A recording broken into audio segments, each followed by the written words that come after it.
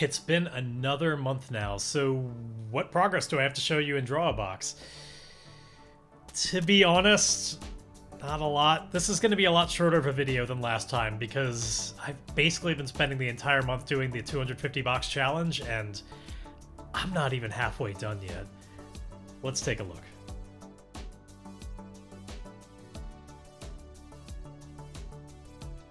I find myself not really knowing exactly what to say about this month because I'm still in the middle of the challenge. In total, I drew 105 of the 250 boxes, and I'm going to show them to you in a moment.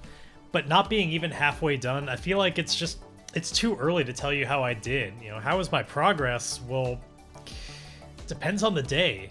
Sometimes it felt like I had made a lot of progress and I could really see that boxes were better than they were at the beginning. And other days I'd look at it and be like, I haven't made any progress at all. These look terrible. But first things first, let me tell you about the 250 box challenge. Now, in some ways it's really simple and pretty much exactly what it sounds like. Draw 250 boxes.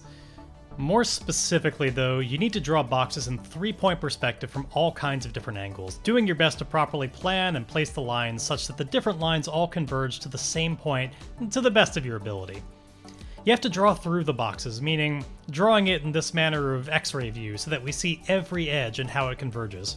The whole time, you should be using all of the techniques from Lesson 1 to make these lines smooth and confident strokes. And after the box is on the page, you thicken out the outline of it and fill in some lines on one of the faces to help clarify which side is pointed to the viewer.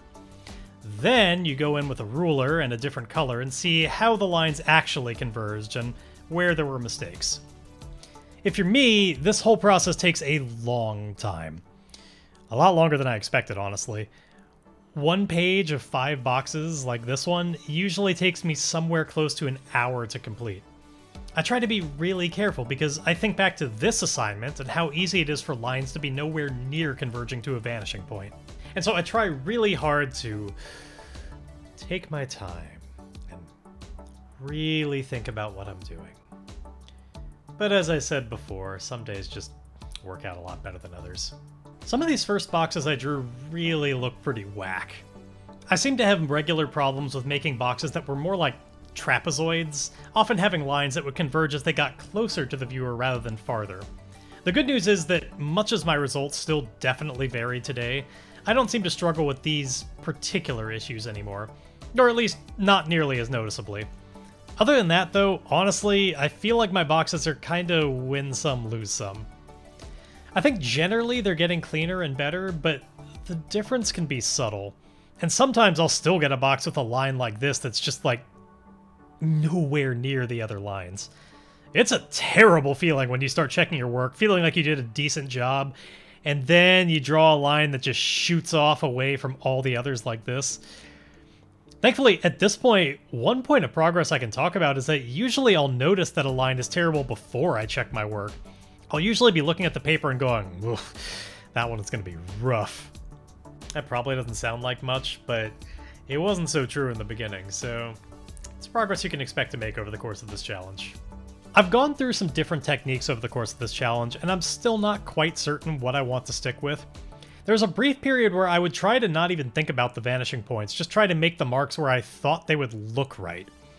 And not wanting to spend the rest of my drawing career actively tracing out vanishing points with my finger before drawing things, I would like to indeed continue with that method and just get better at it. But usually, I can't help myself. I want the best possible chance to get it right, so recently I'll go as far as to even mark down where I think the vanishing point is if it's somewhere on the paper.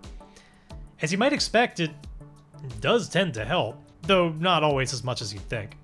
One issue that's been a bit of a struggle throughout the process is that I'm still not exactly perfect at drawing lines that go where I want them to go. Sometimes I'll put down a couple of points and have a line that is wildly off from where I intended it to go.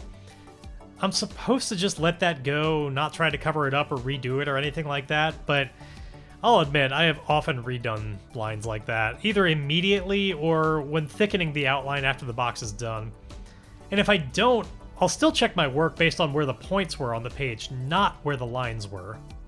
I honestly don't know if that's the way I'm supposed to do things or not, but I feel like I should be learning how to visualize a box properly, and so it's most important to see how well I thought about making the box and just accept that the line work will get more accurate over time. Which is to say, I'd rather the idea be solid and the execution sloppy than have a sloppy idea and have faulty execution that just happens to make a perfect box.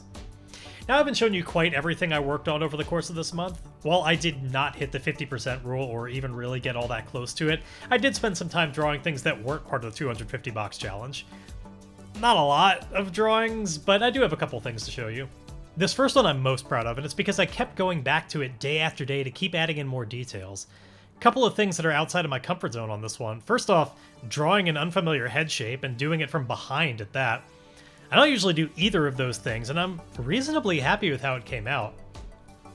But the main thing about this drawing is that there's actually, like, a background, and it's not mostly empty or completely boring. I actually, like, put thought into this background. I made decisions about the setting and used that to come up with details in the environment that were more than just, here are the walls and here is the floor.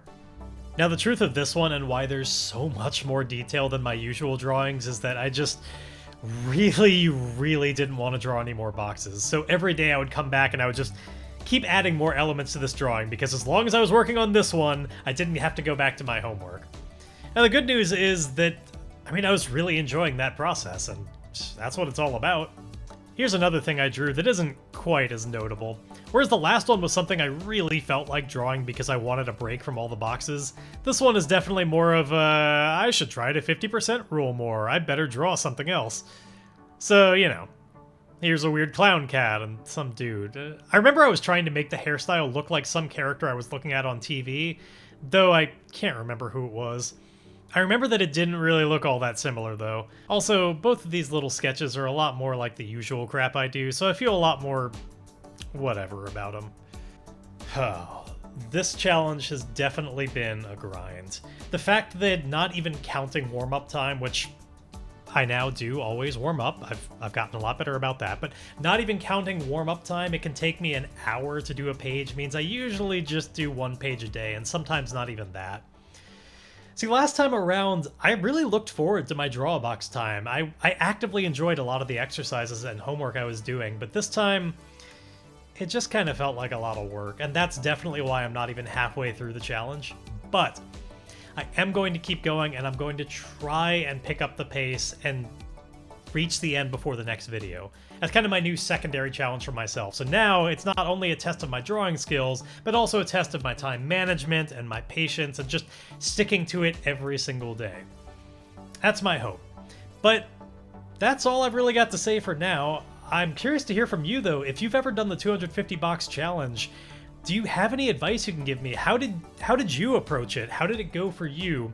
Did you indeed visualize the vanishing points and try your best to make the lines go to them, or did you just try and visualize what a box should look like? Do you have some other technique you could tell me about? To quote every YouTuber ever, let me know all about it in the comments section below. But otherwise, I'll see you in a month, and hopefully by then you'll see something that looks at least a little bit better than this.